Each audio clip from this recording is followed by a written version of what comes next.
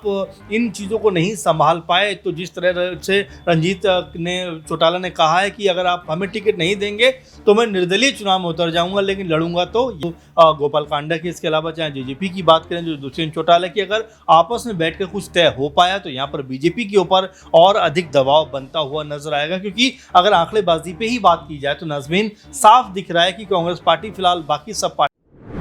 नमस्कार, मैं नाज़मीन खान और आप देख रहे हैं SPN 9 न्यूज।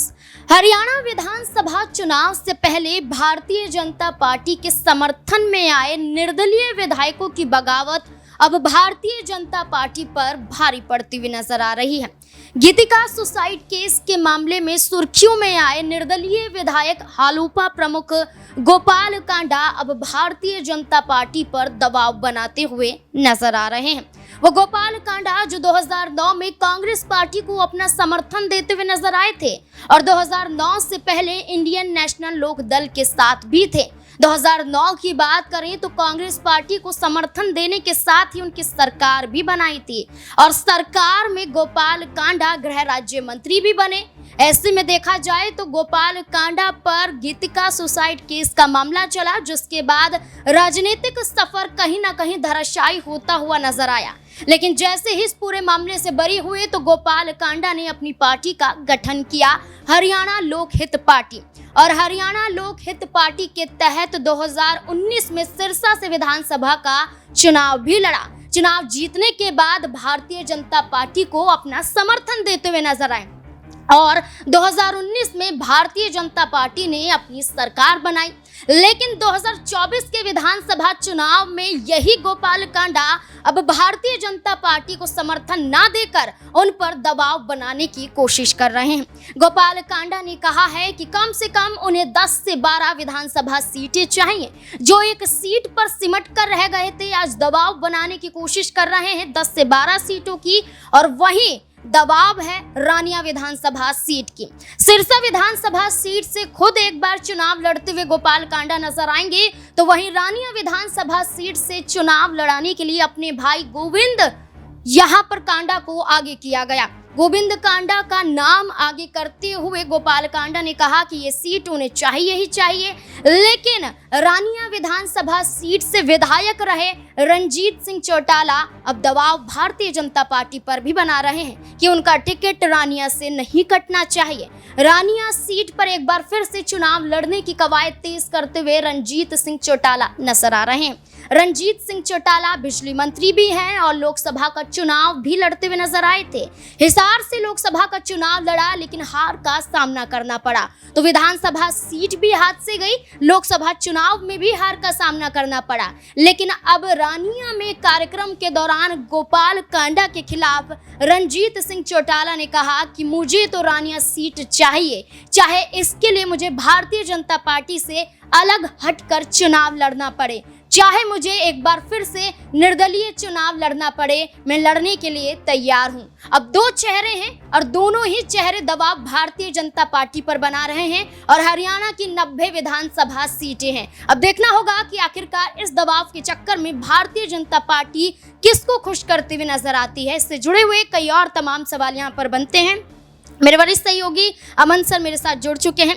अमन सर, रंजीत सिंह चौटाला के बारे में जिक्र करें तो रानिया सीट से एक बार फिर से चुनाव लड़ने का दबाव भारतीय जनता पार्टी पर बना रहे थे, लेकिन अचानक से देखा जाए तो रंजीत सिंह चौटाला के स्वर बदलते हुए नजर आते हैं। ये कहते हैं कि मैंने कभी नहीं बोला कि मैं भारतीय जनता पार्टी को छोड़ूंगा, मैं भारतीय जनता पार्टी के तहत रहकर ही चुनाव लड़ूंगा और मरते दम तक भारतीय जनता पार्टी के साथ रहूंगा। क्या लगता है कि रंजीत सिंह चौटाला के अचानक से शब्दों में बदलाव आना क्या इस और इशारा करता है कि गोपाल कांडा नहीं बल्कि रंजीत सिंह चौटाला इस सीट को हासिल करते हुए नजर आएंगे? देखिए, बिल्कुल जो चुनाव आगे बढ़ेगा और जिस तरह से रणनीति बनेगी उसके बाद तमाम ऐसे चेहरे होंगे, तमाम ऐसे नाम होंगे तो ज़रूर अपना प्रभाव जमाने का प्रयास करेंगे। रंजीत सिंह चौटाला की आप बात करें, जाहिर बात है कि रानिया से वो चुनाव लड़ते रहे हैं, बड़ा नाम माने जाते हैं, कह सकते हैं मंत्री भी हैं सरकार में, तो ऐसे में उनका दबाव कहीं ना कहीं बनता हुआ नजर आ रहा है कि वो किसी भी कीमत पर रानिया की सीट को छोड़ना नहीं चाहते। वहीं गोपाल कांडा की बात करें तो गोपाल कांडा जिस तरह की बात कर रहे हैं वो कह रहे हैं कि भाई जिन जिन सीटों पर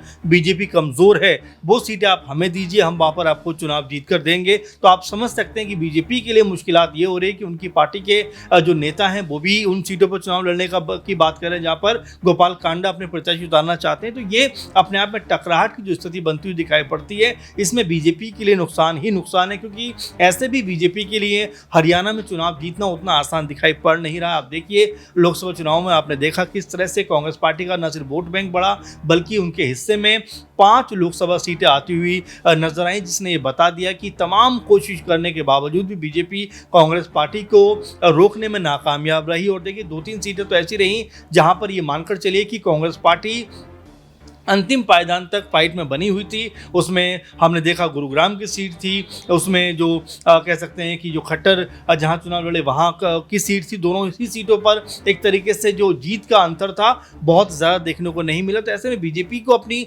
तमाम रणनीति के ऊपर गौर करना पड़ेगा, तमाम लोगों को मनाना पड़ेगा। रंजीत जिस तरह की बात कह रहे हैं, जिस तरह की बात गोपाल कांडा कह रहे हैं, वो अपने आप में कई तरह के सवाल खड़े करते हैं कि भाई अगर आप इन चीज़ों को नहीं संभाल पाए तो जिस तरह से रंजीत चौटाला ने कहा है कि अगर आप हमें टिकट नहीं देंगे तो मैं निर्दलीय चुनाव में उतर जाऊंगा, लेकिन लड़ूंगा तो यहीं से। तो ये जो चीज़ें होती हैं पार्टी को संभालना बड़ा मुश्किल हो जाता है कि जो सहयोगी दल हैं उनको कैसे मना के चलें, अपनी पार्टी के जो लोग हैं उनके ऊपर कैसे कह सकते हैं काबू करें। तो ये जो चीज़ें हैं अगर इसको संभालने में पार्टी नाकामयाब रहती है तो इसका खामियाजा उनको विधानसभा चुनाव में उठाना पड़ सकता है, क्योंकि जिस तरह से कांग्रेस पार्टी ने अपने आप को मजबूत किया है कह सकते हैं बीते महीनों में हरियाणा के अंदर, वो हो सकता है आने वाले विधानसभा चुनाव में कांग्रेस पार्टी को सत्ता तक भी पहुँचाता हुआ नजर आए। क्योंकि 45 सीटों के कह सकते हैं अगर 90 सीटों को बांटा जाए तो 45 पे बीजेपी और 45 पे कांग्रेस पार्टी फिलहाल नजर आ रही है, क्योंकि दोनों के पास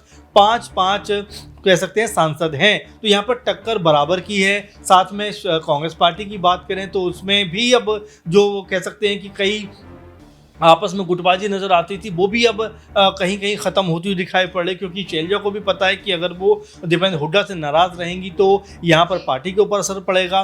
दीपेंद्र सिंह हुड्डा को भी पता है कि अगर वो भी ऐसा करेंगे तो यहाँ पर कांग्रेस पार्टी जो सत्ता में आना चाहती है वो भी कह सकते हैं सत्ता से दूर रह जाएगी। तो ऐसे में कांग्रेस पार्टी किसी न किसी सूरत में अपनी गुटबाजी ख़त्म करने में लगी हुई। अगर यहाँ पर बीजेपी इन सब चीज़ों में नाकाम रही तो यहाँ उसको खामियाजा उठाना पड़ सकता है। देखिए यहाँ कांग्रेस पार्टी अपनी सरकार बनाने का दावा कर रही है, लेकिन इंडियन नेशनल लोक दल की बात करें सर, बसपा के साथ गठबंधन है और एक बार फिर से भारतीय जनता पार्टी और कांग्रेस पार्टी पर कई बड़े गंभीर आरोप लगाती हुई नजर आ रही है।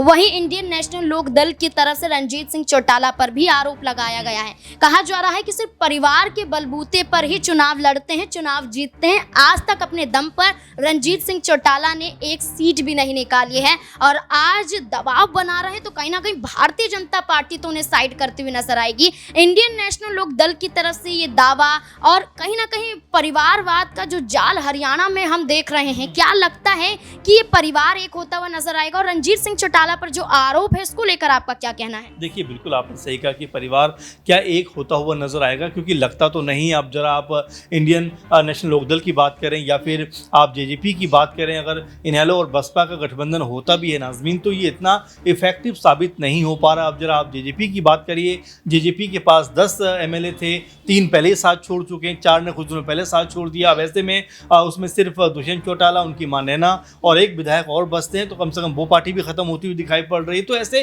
तमाम इशू है जहां पर परिवार एक होने की बात तो कही जाती है, लेकिन जिस तरह से अलग थलग दिखाई पड़ते हैं, एक होना भी उनके लिए कोई बहुत फायदेमंद साबित नहीं होगा। क्योंकि देखिए दुष्यंत चौटाला जो जिस वक्त उनको बोलना चाहिए था उस वक्त वो चुप रहे, बल्कि किसानों के खिलाफ बयानबाजी करते हुए नजर आए। 4.5 साल तक बीजेपी के साथ सरकार में रहे, अचानक से मन परिवर्तन होता है और एकदम से बीजेपी का साथ छोड़ देते हैं। लोकसभा चुनाव में उनकी पार्टी चुनाव लड़ती हुई नजर आती है नाज़मीन, लेकिन एक भी सीट के ऊपर आप देखिए कहीं भी ऐसा लगा नहीं कि जनता ने ज़रा सा भी सपोर्ट उनको किया है, क्योंकि किसान दुष्यंत चौटाला से नाराज हो गए। वहीं अगर बीएसपी की बात करें तो कोई बहुत बड़ा जनाधार नहीं है, इनेलो की भी कमोवेश ऐसी स्थिति है। तो यहाँ पर अगर एक हो भी जाते हैं तो फिलहाल कोई बहुत बड़ा इम्पैक्ट नहीं पड़ने वाला है, क्योंकि जिस जनता से तमाम सारे वायदे करके दुष्यंत चौटाला जो है जीत कर आए या उनकी पार्टी जीत कर आई, उन्होंने उन्हीं चीज़ों के ऊपर एक तरीके से कहें कि सवाल उठा दिए, यहाँ तक किसानों के ऊपर सवाल उठा दिए कि ये जो कानून बनाए गए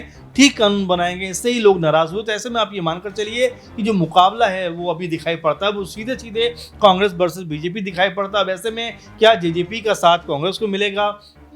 क्या कांग्रेस पार्टी चाहेगी कि जेजेपी उनके साथ मिलकर चुनाव लड़े? तो ऐसे में जो छोटे दल हैं, चाहे गोपाल कांडा की बात करिए, चाहे इनेलो की बात करिए, बसपा की बात करिए, इनको साधकर एक तरीके से कह सकते हैं 2005% जो वोट है वो अपनी तरफ मिलाने का प्रयास हो सकता है। अब ऐसे में कांग्रेस पार्टी बीजेपी क्या कुछ रणनीति बनाती हुई नजर आई, क्योंकि दुष्यंत चौटाला लगातार कह रहे हैं कांग्रेस पार्टी के हम साथ जाना चाहते हैं, लेकिन कांग्रेस पार्टी फिलहाल उनसे दूरी बना रही है। वैसे में अंतिम मौके पर क्या कांग्रेस पार्टी जरूर चाहे, क्योंकि जो सर्वे आ रहे हैं उसमें लगभग 10 से 12% जो वोट है वो अभी भी जेजेपी के पास है। तो इस आधार पर क्या कांग्रेस पार्टी उनको कह सकते हैं अपने कह सकते हैं दल के साथ मिलाकर आगे बढ़ती हुई नजर आएगी, या फिर कांग्रेस पार्टी यहाँ पर एकला चलो की जो रणनीति है उसके ऊपर आगे बढ़ती हुई दिखाई पड़ेगी? एक छोटा सा सवाल लेना चाहूंगी। जिस तरीके से आपने कहा कि जजपा के कुल मिलाकर 10 ही विधायक हैं और किस तरीके से 3 विधायक पहले और 4 विधायक अब और एक और विधायक अयोग्य घोषित यहाँ पर कर दिए जाते हैं, कुल मिलाकर आप देखेंगे कि 5 विधायक यहाँ पर साइड हैं और 5 में से 3 और जोड़ लें तो 8 विधायक कहीं ना कहीं साइड हैं। तो 2 विधायक यहाँ पर जिसमें से खुद दुष्यंत चौटाला यहाँ पर मौजूद हैं, उचाना से विधायक हैं। तो ऐसे में चर्चा की जा रही है कि जजपा के विधायक जो है कांग्रेस पार्टी को समर्थन दे रहे हैं। दूसरी तरफ गोपाल कांडा ने भी दबाव बनाया है, अगर वो भी कांग्रेस पार्टी को समर्थन देते हैं तो चुनाव से पहले क्या मान लिया जाए कि कांग्रेस पार्टी को लेकर जो सर्वे सामने आया, क्या ये सर्वे सच साबित होता हुआ भी नजर आ सकता है? बिल्कुल, और जिस तरह सर्वे सामने आया नाज़मीन, उसमें लगभग 60% के आसपास का जो आंकड़ा है वो कांग्रेस के पक्ष में जाता हुआ नजर आता है। और सीटों का भी आंकड़ा कुछ ऐसा ही है कि 55 से 60 सीटें कांग्रेस पार्टी को मिलेंगी। अगर यहाँ पर चाहे लोकहित पार्टी की बात करें जो गोपाल कांडा की, इसके अलावा चाहे जेजेपी की बात करें जो दुष्यंत चौटाला की, अगर आपस में बैठकर कुछ तय हो पाया तो यहाँ पर बीजेपी के ऊपर और अधिक दबाव बनता हुआ नजर आएगा। क्योंकि अगर आंकड़ेबाजी पे ही बात की जाए तो नाज़मीन साफ दिख रहा है कि कांग्रेस पार्टी फिलहाल बाकी सब पार्टियों से काफी आगे दिखाई पड़ती है। ऐसे में उनको छोटे दलों का साथ अगर मिल जाता है, छोटे दल भी अगर कांग्रेस पार्टी के साथ मिलकर चलते हुए नजर आते हैं, या यूं कहा जाए कि 90 में से कांग्रेस पार्टी अगर 75 पे चुनाव लड़ती है, 15 सीटें जो बाकी दलों के लिए छोड़ देती है, तो ऐसे में यहां कहा जा सकता है कांग्रेस पार्टी एक बड़ा इंपैक्ट क्रिएट कर सकती है और बीजेपी जो लगातार 2 बार से सत्ता में रही है वो सत्ता से बाहर हो सकती है। जी बिल्कुल, अब यही देखना होगा कि चुनाव से पहले भारतीय जनता पार्टी पर दबाव की स्थिति अब उनके ही कई बड़े चेहरे बनाते हुए नजर आ रहे हैं। अब कई विधानसभा सीटें हैं, लेकिन भारतीय जनता पार्टी अकेले अपने दम पर चुनाव लड़ना चाहती है, लेकिन क्या अपने सहयोगी निर्दलीय विधायकों को साथ लेकर चलेंगी या फिर उनका भी साथ अब छूटता हुआ नजर आएगा? एक तरफ हालोपा प्रमुख गोपाल कांडा तो एक तरफ पृथला से विधायक नयनपाल हैं। अब देखना होगा कि क्या होगा इन विधायकों का। भारतीय जनता पार्टी कैसे फैसला यहाँ पर सुनाती हुई नजर आती है सीट शेयरिंग को लेकर। इस पूरे मुद्दे को लेकर अब आपकी क्या राय है, कमेंट सेक्शन में जरूर बताएं। देखते रहें SPN9 न्यूज़। धन्यवाद।